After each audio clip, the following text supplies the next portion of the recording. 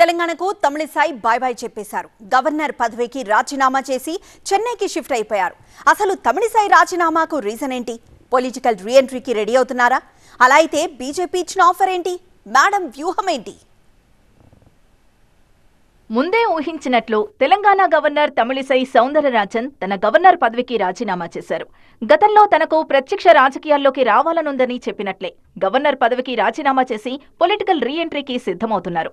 2019లో Telangana governor పదవి చేపట్టిన తమిళిసై గతేడాది నుంచి పుదుచ్చేరి లెఫ్టినెంట్ గవర్నర్ బాధ్యతలు కూడా నిర్వర్తిస్తూ వస్తున్నారు. ఇప్పుడు ఆ రెండు పదవులకు రాజీనామా చేసి ఆ పత్రాన్ని రాష్ట్రపతి ద్రౌపది ముర్ముకు పంపించారు తమిళిసై. గతంలో తమిళనాడు బీజేపీ అధ్యక్షురాలిగా పనిచేశారు తమిళిసై. 2006 తమిళనాడు అసెంబ్లీ ఎన్నికల్లో మొదటిసారి రమనాథపురం నియోజకవర్గం నుంచి బరిలోకి దిగి ఓడిపోయారు. అలాగే 2019లో చెన్నై నార్త్, 2019లో తూత్తుకుడి నుంచి బీజేపీ తరపున ఎంపీగా పోటీ చేసి ఓడిపోయారామె.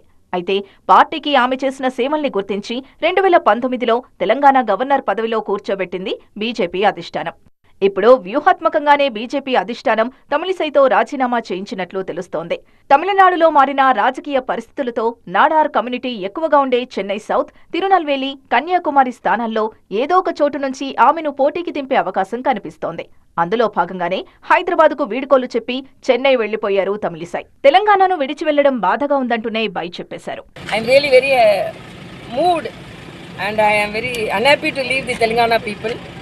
But I am happy to, I am returning for the service of the people, and I thank each and everyone, my brothers and sisters, elders of Telangana, and I will be always in touch with you.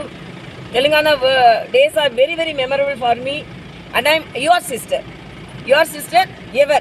మొత్తంగా 20 ఏళ్లకు పైగా రాజకీయాల్లో చురుకుగా ఉన్న తమిళిసై ఒక్కసారి కూడా ప్రత్యక్ష రాజకీయాల్లో గెలవలేదు.